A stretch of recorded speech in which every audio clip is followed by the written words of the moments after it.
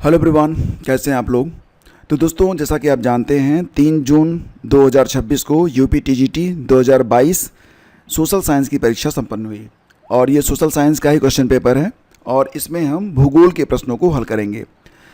दोस्तों, आप सभी लोग जानते हैं कि जो सोशल साइंस होता है उसमें 4 विषय होते हैं। तो इसके पहले हम लोग इतिहास के सभी प्रश्न यानी कि जो 62 क्वेश्चन पूछे गए थे प्लस पॉलिटी के सभी प्रश्न ये डिस्कस किए जा चुके हैं। ठीक है, तो इनके जो लिंक हैं वो आपको पहले कमेंट में और डिस्क्रिप्शन में दे दिए गए हैं। तो ये भूगोल का पोर्शन है, इसको शुरू करते हैं। पहला क्वेश्चन है, अक्षय प्रावार the depth of the weathering mantle is cited as a factor in. अक्षय प्रावार की गहराई का किसके लिए एक कारक के रूप में उल्लेख किया जाता है। और दोस्तों इसका आंसर है क्षेत्रीय जीवों यानी कि रीजनल बायोम्स एंड बायोडाइवर्सिटी, जैव विविधता। इसका उत्तर विकल्प डी है।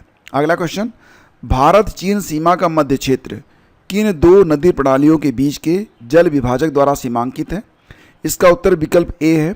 यहाँ पर मैं बहुत डिटेल में नहीं जाऊँगा, केवल आपको क्वेश्चन बताऊँगा और उसका आंसर ही बताऊँगा। ठीक है, अगला क्वेश्चन है, देखिए पूछ रहा है कि मेंटल प्रावार के आयतन और द्रव्यमान के संबंध में निम्नलिखित में कौन सा कथन सही है।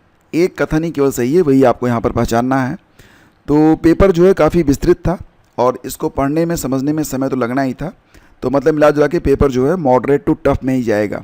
ठीक है, तो इसका सही उत्तर था दोस्तों यहाँ पर विकल्प सी। इसमें पृथ्वी के कुल आयतन का 83% और इसके कुल द्रव्यमान का 68% हिस्सा है। ओके, नेक्स्ट देखिए, निम्नलिखित प्रतीक चिन्हों में से किसका प्रयोग भारत के मौसम मानचित्र पर शांत वायु को दर्शाने के लिए किया जाता है। तो दोस्तों जब शांत वायु दर्शाया जाता है तो ये इस प्रकार से इसको इंडिकेट करते हैं जैसा कि बी में दिया गया है। ओके, नेक्स्ट है, आधुनिक भूगोल के 19वीं सदी के किस संस्थापक ने अपनी कृति एरडकुंडे में भौतिक पृथ्वी और उसके निवासियों के बीच संबंध का अध्ययन करने के लिए आगमनात्मक दृष्टिकोण का उपयोग किया है। तो दोस्तों ये हैं कार्ल रेटर। ठीक है, कार्ल रेटर, ऑप्शन सी सही है। वर्मिलियन श्रेणी किससे संबंधित है। तो दोस्तों वर्मिलियन श्रेणी यह लौह अयस्क आयरन ओर से संबंधित है। वर्ष के किन 2 दिनों में सूर्य इक्वेटर पर वर्टिकली ओवरहेड यानी कि लंबवत होता है। तो दोस्तों इसका आंसर बनेगा 21 मार्च और 23 सितंबर, ऑप्शन सी। नेक्स्ट है, निम्नलिखित क्षेत्रों शहरों में दक्षिण पश्चिम मानसून के सामान्य आगमन का सही कालानुक्रमिक क्रम पहचानिए, यानी कि सबसे पहले कहाँ पर आता है उसके बाद। तो दोस्तों सबसे पहले जो मानसून है वो पहुँचता है अंडमान द्वीप समूह पर। ठीक है, उसके बाद पहुँचता है केरल, फिर मुंबई, फिर दिल्ली। तो आपका उत्तर विकल्प ए है। निम्नलिखित में कौन सा कारण उपोष्णकटिबंधीय मरुस्थलों में अधिकतम सूर्यताप यानी कि इंसोलेशन प्राप्त होने की व्याख्या करता है। तो दोस्तों इसमें सही जवाब बनेगा विकल्प ए, सबसे कम बादल आवरण का होना। क्या होता है कि उपोष्णकटिबंधीय क्षेत्रों में शुष्क हवाएं और उच्च वायुदाब यानी कि हाई प्रेशर होता है, जिसके कारण इन क्षेत्रों में बादलों का निर्माण लगभग नहीं होता है। बादलों की अनुपस्थिति के कारण सूर्य का प्रकाश बिना किसी परावर्तन या अवशोषण के सीधे पृथ्वी की सतह तक पहुँचता है, जिससे अधिकतम सूर्यताप प्राप्त होता है। तो ये आपका उत्तर ए बनेगा। अगला क्वेश्चन कि 0 से 6 वर्ष के आयु वर्ग के बच्चों को छोड़कर 7 वर्ष और उससे अधिक आयु की जनसंख्या के साक्षरता स्तर को मापने वाला जनसांख्यिकी संकेतक कौन सा है। तो दोस्तों इसका उत्तर बनेगा विकल्प बी, प्रभावी साक्षरता दर, effective literacy rate, option B. दुनिया के सबसे ऊंचे जलप्रपातों में से एक जोग फॉल्स किस नदी से बनता है। तो दोस्तों ये बनता है कर्नाटक में स्थित शरावती नदी से, ऑप्शन सी सही होगा इसका। ब्राज़ील के धातु कर्म केंद्र के रूप में किस शहर की पहचान की गई है जिसे मिनास जेरायस के समृद्ध खनिज संसाधनों से लाभ मिलता है। तो इसका उत्तर होगा दोस्तों बेलो होरिजोंटे, ये विकल्प ए आपका इसमें सही है। ध्यान रखिएगा, ग्रहों के विकास की प्रारंभिक अवस्थाओं में ससंजन की प्रक्रिया के दौरान बड़ी संख्या में बनने वाले छोटे छोटे पिंडों का वर्णन करने के लिए कौन सा पद प्रयुक्त होता है। तो दोस्तों ये होते हैं ग्रहाणु। ठीक है, ऑप्शन बी ये बिल्कुल आपका सही है। हिमांग यानी कि फ्रीजिंग पॉइंट के सापेक्ष निर्माण की स्थिति के आधार पर निम्नलिखित में से कौन सा विकल्प शेष के समान श्रेणी से संबंधित नहीं है? तो इसका उत्तर होगा ड्यू यानी कि ओस, ये इसका उत्तर होगा। हमद और नेफूद मरुस्थलीय क्षेत्र में कौन सी जनजाति निवास करती है? तो दोस्तों हमद और नेफूद मरुस्थलीय क्षेत्रों में बेदुइन नामक जो जनजाति है ये निवास करती है, तो ऑप्शन बी सही है। ठीक है, अगला क्वेश्चन है, दो पारिस्थितिकी तंत्र होते हैं उनके मध्य का संक्रमण क्षेत्र दोस्तों कहलाता है इकोटोन, ऑप्शन बी। ठीक है, निम्नलिखित में से किस स्थान पर उच्च श्रेणी के बॉक्साइट भंडार पाए जाते हैं? तो दोस्तों लोहरदगा में उच्च श्रेणी के बॉक्साइट भंडार पाए जाते हैं। अब लोहरदगा कहाँ पर है? तो ये जो मिलेगा आपको कहाँ पर, झारखंड में। ठीक है, उत्तरी गोलार्ध में ध्रुवीय पवनों की दिशा क्या होती है? जो उत्तरी गोलार्ध है उसमें जो ध्रुवीय पवनें बहती हैं वो किस ओर बहती हैं? तो उत्तर पूर्व से दक्षिण पश्चिम की ओर, इसका उत्तर ए है। किन अक्षांशों में महासागरीय जल में लवणता सर्वाधिक पाई जाती है? किन अक्षांशों में महासागरीय जल में लवणता सर्वाधिक पाई जाती है? तो ये है दोस्तों 20 डिग्री से 40 डिग्री, यानी कि विकल्प ए सही है। स्थिर अवस्था सिद्धांत यानी कि स्टेडी स्टेट थियरी के संदर्भ में कौन सा एक मूल प्रतिपादन है, ये आपको पहचानना है। तो दोस्तों इसमें जो मूल प्रतिपादन है ये है ब्रह्मांड का न तो कोई आरंभ है और न ही कोई अंत, तो ये आपका बी सही है। पेट्रोलियम के लिए प्रसिद्ध खानाकिन तेल क्षेत्र किस देश में स्थित है? पेट्रोलियम के लिए प्रसिद्ध जो खानाकिन क्षेत्र है दोस्तों ये मिलेगा आपको इराक में, ऑप्शन सी इसका सही है। और 84.0 के शीर्ष सूचकांक और चौड़े सिर वाले व्यक्ति को किस श्रेणी में वर्गीकृत किया जाएगा? ठीक है, तो इसका उत्तर क्या बनेगा? जी हाँ, ब्रेकीसेफेलिक कहेंगे इसे, ऑप्शन डी सही है। विश्व को 24 मानक समय क्षेत्रों टाइम जोन्स में विभाजित किया गया है। प्रत्येक समय क्षेत्र कितने डिग्री देशांतर यानी कि लॉन्गिट्यूड को कवर करता है? तो ये होता है 15 डिग्री, इसका उत्तर बनेगा ऑप्शन सी, 24 का सी सही है। अगला क्वेश्चन है, भूकंप के अधिकेंद्र से 145 डिग्री सेंटीग्रेड से परे भूकंप लेखी स्टेशनों में कौन सी भूकंपीय तरंगें दर्ज की जाती हैं?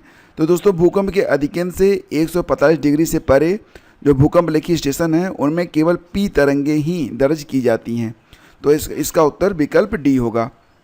भौगोलिक दृष्टि से युकाधीर लोग कहाँ स्थित हैं? युकाधीर लोग कहाँ स्थित हैं? तो दोस्तों इसका उत्तर बनेगा विकल्प डी, ये बरखोनियांस्क और स्टानोवोई पर्वत चापों के उत्तर में, इसका उत्तर विकल्प डी है। तो क्वेश्चन काफ़ी टफ थे, इतना आसान भी नहीं था, मतलब जो कि आप मतलब हल्का फुल्का पढ़ के अगर कोई परीक्षा पास कर ले तो ये संभव नहीं है, आपको मेहनत करनी पड़ेगी। और पेपर सेटर ने एआई का भी इस्तेमाल किया है ऐसा प्रतीत तो हो रहा है। ऑस्ट्रेलिया में कौन सा शहर क्वींसलैंड का औद्योगिक क्षेत्र है और इप्सविच कोयला क्षेत्र के पास स्थित है? तो दोस्तों ये है ब्रिस्बेन। ठीक है, ऑप्शन बी आपका सही है, 27 का बी। अगला क्वेश्चन है, निम्नलिखित राज्यों के बारे में विचार कीजिए, तमिलनाडु, महाराष्ट्र, गुजरात और कर्नाटक। कह रहे हैं कि 2011 की जनगणना के अनुसार इन राज्यों के नगरीकरण के स्तर का सही अवरोही क्रम कौन सा होगा? अवरोही मतलब ऊपर से नीचे की ओर, सबसे अधिक किस में है, सबसे कम किस में है? तो दोस्तों सबसे अधिक जो नगरीकरण है तमिलनाडु में है, ये 48.4% है। ठीक है, और इसके बाद महाराष्ट्र आता है, महाराष्ट्र का 45 है। इसके बाद आता है गुजरात में जो नगरीकरण है 42% समथिंग है, 42.6% के आसपास, और कर्नाटक में होता है 38% समथिंग। तो मतलब कि 1, 2, 3, 4 जो विकल्प है ये आपका सही है, इसका उत्तर आप ए लगा सकते हैं। ओके, अगला क्वेश्चन है, रुको और जाओ निश्चयवाद, स्टॉप एंड गो डिटर्मिनिज्म का दर्शन क्या सुझाव देता है? तो दोस्तों ये सुझाव देता है कि मनुष्य विकास की गति को बदल सकता है लेकिन प्रकृति द्वारा निर्धारित दिशा को नहीं, तो विकल्प ए आपका सही है। निम्नलिखित परतों में से कौन सी परत 300 मीटर से 1000 मीटर की गहराई वाले क्षेत्रों में महासागरीय जल के घनत्व में तीव्र परिवर्तन को इंगित करती है? तो अभी तक तो नहीं, लेकिन अब जो समुद्र के अंदर जो जल राशि है उसकी जो अलग अलग परतें हैं उससे संबंधित क्वेश्चन भी अब पूछे जा रहे हैं, तो उसी पर आधारित ये क्वेश्चन है और इसका उत्तर ये होगा पाइनोक्लाइन। ठीक है, इस पर डिटेल वीडियो मैं अपलोड कर दूंगा, उसको देख लीजिएगा आप लोग। निम्नलिखित में कौन सा एक वृक्ष अन्य 3 से भिन्न है? तो एक वृक्ष 3 अन्य से भिन्न है, ये है दोस्तों आपका रेडवुड। Okay, option B. यदि मुख्य भूमि और समुद्र पार क्षेत्रों दोनों पर विचार किया जाए तो निम्नलिखित में से किस देश में समय क्षेत्रों की संख्या सबसे अधिक है? तो दोस्तों यहाँ पर रूस, यूके, यूएसए और फ्रांस हैं। तो यहाँ पर जो टाइम जोन है फ्रांस में सर्वाधिक है। फ्रांस में फिलहाल तो 12 टाइम जोन है। ओके, महासागरीय तल की कौन सी विशेषता स्थल मंडलीय यानी कि लिथोस्फेरिक प्लेट विवर्तनिकी के विश्लेषण के लिए सबसे महत्वपूर्ण है और प्रशांत महासागर में इनके मिलने की संख्या सर्वाधिक है? तो दोस्तों जो इसका उत्तर बनेगा ये बनेगा डी। ठीक है, यानी कि महासागरीय ग्रंथ, इसको कहते हैं ओशियानिक ट्रेंचेज। ऑप्शन डी सही है। अगला क्वेश्चन है, निम्नलिखित दक्षिण पूर्व एशिया के देशों को उनकी जनसंख्या के अवरोही क्रम में व्यवस्थित करिए। दक्षिण पूर्व एशिया के देशों को उनकी जनसंख्या के अवरोही क्रम में व्यवस्थित करना है। तो देखो दोस्तों, सबसे पहले बात करेंगे फिलीपींस के बारे में, यानी कि जो 3 नंबर है सबसे पहले आएगा। तो फिलीपींस की जो जनसंख्या है वो 117 मिलियन है। इसके बाद आता है वियतनाम, यानी कि 1 आएगा, और वियतनाम की जनसंख्या कितनी है? 99 मिलियन है। ठीक है, इसके बाद आएगा थाईलैंड जो कि 2 में है, और थाईलैंड की जनसंख्या कितनी है? तो 71 मिलियन है। और इसमें सबसे कम है म्यांमार की यानी कि चौथा। तो जनसंख्या कितनी है? Only 54 million. ओके, तो 3 1 2 4 3 1 2 4 ये विकल्प बी आपका सही होगा। अगला क्वेश्चन है, निम्नलिखित में से भारतीय नगरों में किस जोड़े की पहचान उनके नागरिक यानी कि सिविल और सैन्य मिलिट्री घटकों के एक दूसरे के निकट होने के रूप में की गई है? तो इसका उत्तर होगा डी, मेरठ और रुड़की। ठीक है, ऑप्शन डी आपका करेक्ट है। अगला क्वेश्चन है, निम्नलिखित में से कौन सा हॉट स्पॉट अपने भौगोलिक क्षेत्र के साथ गलत रूप से युग्मित है? तो इसमें पश्चिमी घाट भारत में है, सही है। क्वींसलैंड ऑस्ट्रेलिया में है, ये भी सही है। ऊपरी गिनी वन दोस्तों बता रहे हैं पूर्वी अफ्रीका में है, ये गलत है। सिंह राजा वन श्रीलंका में, ये भी सही है। मतलब ये गलत है, तो सही क्या होगा? जो ऊपरी गिनी वन है दोस्तों ये पूर्वी अफ्रीका में नहीं बल्कि ये कहाँ पर है? ये पश्चिमी अफ्रीका में है। ठीक है, कहाँ पर है? पश्चिमी अफ्रीका में। तो ये आपका उत्तर है सी। अगला क्वेश्चन है, तापमान के व्युत्क्रमण का क्या अर्थ है? The inversion of temperature means. तो दोस्तों इसका उत्तर होता है बढ़ती ऊंचाई के साथ बढ़ता तापमान, जबकि ऊंचाई बढ़ती है तो तापमान गिरता है। तो ये होता है तापमान का व्युत्क्रमण। ओके, अगला है, निम्नलिखित में से कौन सा नदी अपर्दन स्थलाकृतियों के क्रमिक विकास का सही प्रतिनिधित्व करता है? तो 38 का जो सही आंसर होगा दोस्तों ये बनेगा परत अपर्दन, क्षुद्र सहायता, रिल, अनालिका और घाटी, यानी कि विकल्प बी आपका इसमें करेक्ट है। अगला क्वेश्चन, दक्षिणी गोलार्ध में जिस जलवायु क्षेत्र का लगभग अभाव पाया जाता है वह कौन सा है? तो दक्षिणी गोलार्ध दोस्तों जो टैगा जलवायु है इसका अभाव होता है। सही उत्तर ए होगा। अगला है, साल्ट सेंट मैरी रैपिड्स पर स्थित जल विद्युत केंद्र किस झील के निकास द्वार यानी कि आउटलेट पर अवस्थित है? तो इसका उत्तर होगा सुपीरियर झील। ऑप्शन ए सही है। कौन सा विकल्प एक ठंडी धारा कोल्ड करंट और उसके प्रवाह की विशिष्ट दिशा की सही पहचान करता है? तो 41 का दोस्तों हम्बोल्ट यानी कि पेरू धारा जो उच्च अक्षांशों से भूमध्य रेखा की ओर ठंडा पानी ले जाती है। इसका उत्तर विकल्प डी होगा। नेक्स्ट है, सूची 1 को सूची 2 से सुमेलित करना है। पर्वत, ज्वालामुखी और देश। फ्यूजियामा दोस्तों मिलेगा आपको जापान में, और ये है आपका वासजेस मिलेगा आपको फ्रांस में। ब्लैक फॉरेस्ट जर्मनी में स्थित है, और सेंट हेलेंस संयुक्त राज्य अमेरिका में। ठीक है, मैच हो गया। अगला क्वेश्चन है, वालरस किस क्षेत्र का प्रमुख प्राणी है? तो दोस्तों वालरस पाए जाते हैं पोलर एरिया में यानी कि ध्रुवीय क्षेत्र में। ऑप्शन सी।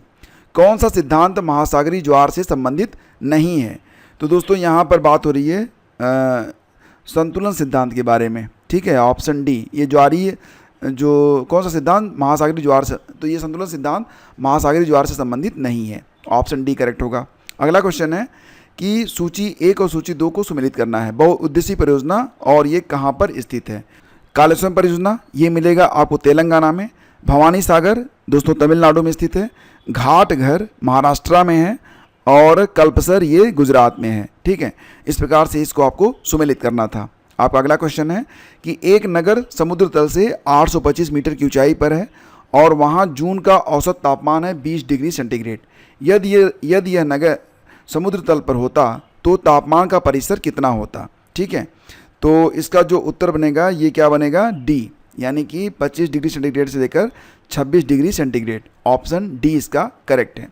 निम्नलिखित में कौन सा एक भारत का गोंडवाना कालीन कोयला क्षेत्र नहीं है? भारत का गोंडवाना कालीन कोयला क्षेत्र नहीं है, कौन सा? तो दोस्तों इसमें जो आपका उत्तर है ये है कालाकोट। कालाकोट ये जम्मू और कश्मीर में स्थित है। कहाँ पर स्थित है? जम्मू और कश्मीर में। यदि समोच्च रेखाओं यानी कि कंटूर लाइंस के बीच क्षैतिज तुल्यांक हॉरिजॉन्टल इक्विवेलेंट HE अधिक है तो यह क्या दर्शाता है? तो दोस्तों ये दर्शाता है मंद ढाल को, यानी कि 48 का उत्तर ए बनेगा। अगला क्वेश्चन है, निम्नलिखित प्रकार के लवणों पर विचार करिए, magnesium chloride, calcium sulphate, magnesium sulphate और पोटेशियम सल्फेट। तो क्या कर रहे हैं कि उपयुक्त को समुद्री जल में विद्यमान लवणों के प्रतिशत मूल्य के आधार पर अवरोही क्रम में व्यवस्थित करिए। अवरोही मतलब ऊपर से नीचे की ओर। ओके, तो यहाँ पर दोस्तों सबसे पहले तो आप जानते हैं कि जो आपका सोडियम क्लोराइड होता है इसमें नमक सबसे ज़्यादा होता है, लगभग 77.7% होता है। ठीक है, बात करें इसके बाद मैग्नीशियम क्लोराइड के बारे में, तो नमक कितना होगा इसमें? ये हो जाता है 10.9% के आसपास। कैल्शियम और मैग्नीशियम सल्फेट में कितना होता है? तो दोस्तों इसमें रहता है 4.7% के आसपास। जबकि जो कैल्शियम सल्फेट है इसमें नमक की मात्रा 3.6 होती है। ठीक है, और पोटेशियम सल्फेट में सबसे कम रहती है 2.5। तो यहाँ पर जो आपका विकल्प बनेगा 1, 3, 2, 4 बनेगा। 1, 3, 2, 4। तो 1, 3, 2, 4 ये ऑप्शन सी आपका सही है। अगला क्वेश्चन है, निम्नलिखित देशों पर विचार करिए, मोजाम्बिक और ये स्वाजीलैंड का है, एस्वातिनी, जिम्बाब्वे और बोत्सवाना। कह रहे हैं कि कौन सा या कौन से देश मकर रेखा पर हैं? तो दोस्तों इसमें मोजाम्बिक और बोत्सवाना दोनों मकर रेखा पर स्थित हैं। तो यहाँ पर 1 और 4 उत्तर ए बनेगा। ठीक है, अगला क्वेश्चन देखते हैं। अगला क्वेश्चन है कि हार्मुज जल डमरू मध्य किसके मध्य स्थित है? तो फारस की खाड़ी और ओमान की खाड़ी के मध्य में। और सांड जनजाति द्वारा बसाए गए क्षेत्र का मध्य भाग किस भौगोलिक लक्षण के अंतर्गत आता है? तो इसका उत्तर बनेगा, क्या बनेगा बताओ? जी हाँ, ये होगा दोस्तों विकल्प सी, कालाहारी मरुस्थल। ठीक है, दक्षिण अफ्रीका में स्थित है ये। ऑप्शन सी करेक्ट होगा। निम्नलिखित पर विचार कीजिए, तापमान, वर्षा, मृदा और अन्य दिया गया है। तापमान अगर 15 डिग्री सेंटीग्रेड से 25 डिग्री के बीच में हो, वर्षा 50 से 75 सेंटीमीटर हो, मृदा 0 हो और अन्य मतलब कम से कम 100 दिन पाला रहित दिन हो, तो ये जो है सबसे अच्छे जो भौगोलिक दशाएं हैं वो गेहूं के लिए होती हैं। ऑप्शन सी इसका बिल्कुल करेक्ट है। अगला है, फ्लोन द्वारा प्रस्तावित गतिक संकल्पना डायनेमिक कंसेप्ट के अनुसार मानसून का मूल कारण क्या है? मानसून का मूल कारण पूछ रहे हैं दोस्तों, तो ये बनेगा विकल्प ए। ठीक है, तापीय रूप से उत्पन्न वायुदार पेटियों का मौसमी प्रवास स्थानांतरण, ये ऑप्शन ए आपका करेक्ट है। नेक्स्ट है, निम्नलिखित शहरों में कौन सा शहर मिशिगन झील के तट पर स्थित नहीं है? मिशिगन झील के तट पर दोस्तों ये जो है इसमें जो उत्तर बनेगा क्या बनेगा? ए, यानी कि बफेलो शहर। तो न्यूयॉर्क का बफेलो शहर, ये शहर जो है ये एरी झील के पूर्वी तट पर है। ठीक है, तो ये आपका उत्तर है। कोपेन जलवायु वर्गीकरण के अनुसार निम्नलिखित में से किस क्षेत्र में भूमध्य सागरीय जलवायु नहीं पाई जाती है? कोपेन जलवायु वर्गीकरण के अनुसार किस क्षेत्र में भूमध्य सागरीय जलवायु नहीं पाई जाती है? तो दोस्तों ये है आपका दक्षिण चीन। ऑप्शन सी करेक्ट होगा, 56 का सी। अगला क्वेश्चन है कि कौन छत्रक शिला मशरूम रॉक का दूसरा नाम है? तो दोस्तों इसे कहते हैं पेडेस्टल रॉक, यानी कि पीठिका शैल। ऑप्शन बी करेक्ट होगा। निम्नलिखित में कौन सा युग्म सही सुमेलित नहीं है? तो यहाँ पर downs Australia, pampas Argentina, Llanos दक्षिण अफ्रीका, प्रेरी कनाडा, और इसमें जो सही विकल्प है आपका ये बनेगा लानोस। ठीक है, ये सही सुमेलित नहीं है, ये दक्षिण अफ्रीका में नहीं पाया जाता बल्कि ये दक्षिण अमेरिका में पाया जाता है। ठीक है, तो थोड़ा सा आपको कंफ्यूज यहाँ पर किया गया है, ये सही होगा। नेक्स्ट है, पश्चिमी घाट में स्थित इंदिरा गांधी राष्ट्रीय उद्यान का विशिष्ट वनस्पतिक स्वरूप क्या है? ठीक है, तो समझ रहे हैं आप, पश्चिमी घाट में स्थित इंदिरा गांधी राष्ट्रीय उद्यान का विशिष्ट वनस्पति स्वरूप क्या है? तो दोस्तों इसका उत्तर बनेगा शोला और घास के मैदानों का मोज़ेक, यानी कि सी। और शहरी आकारिकी में ल्यो और वुहान शहरों को किस रूप में वर्गीकृत किया गया है? शहरी आकारिकी में ल्यो और वुहान शहर दोनों चीन में हैं, इन्हें किस रूप में वर्गीकृत किया गया है? तो इसका उत्तर बनेगा संगम शहर। Option B. ठीक है, एंड अगला क्वेश्चन कि जनजाति और इनका निवास क्षेत्र। ओके, चलिए देखते हैं। तो दोस्तों यहाँ पर जो 61 है इसमें देखेंगे कौन सा सुमेलित नहीं है। सेमांग मलेशिया में पाए जाते हैं, ठीक है, और मसाई पूर्वी अफ्रीका में, नुबा सूडान में। बंटू जो है दोस्तों ना, ये सहारा में नहीं पाए जाते, ये गलत होगा आपका, और यही आपका उत्तर भी बन जाएगा। तो बंटू ये भाषा बोलने वाले लोग मध्य दक्षिणी और दक्षिण पूर्वी अफ्रीका में पाए जाते हैं, न कि सहारा में। अगला क्वेश्चन है कि कौन सा युग्म सही सुमेलित नहीं है। फान, आल्पस, सांता एना, आइसलैंड और बुरान, मध्य एशिया, चिनूक, रॉकीज। तो इसमें सांता एना जो है ये सही सुमेलित नहीं है। सांता एना दोस्तों ये आइसलैंड में नहीं, बल्कि ये दक्षिणी कैलिफोर्निया की पवन है, ठीक है। तो ये बी विकल्प आपका उत्तर होगा। और लास्ट क्वेश्चन है कि जापान के निम्नलिखित औद्योगिक प्रदेशों का पश्चिम से पूर्व की ओर सही अनुक्रम आपको बताना है। तो दोस्तों यहाँ पर जो सही अनुक्रम है ये रहेगा आपका नागासाकी, इसके बाद कोबे, फिर नागोया प्रदेश, और लास्ट में आएगा टोक्यो योकोहामा। यानी कि विकल्प बी आपका बिल्कुल करेक्ट है। ओके, तो कितने प्रश्न आपके सही हुए, और इसके पहले जो हिस्ट्री के प्रश्न हैं उनको आप ज़रूर देख लीजिएगा, पॉलिटी के भी क्वेश्चन देख लीजिएगा। दोनों का वीडियो लिंक आपको पहले कमेंट में और डिस्क्रिप्शन में मिल जाएगा। Thank you. Please do like and share. कम से कम अपने उन 5 दोस्तों इसे ज़रूर शेयर कीजिएगा जो लोग प्रतियोगी परीक्षाओं की तैयारी करते हैं। धन्यवाद।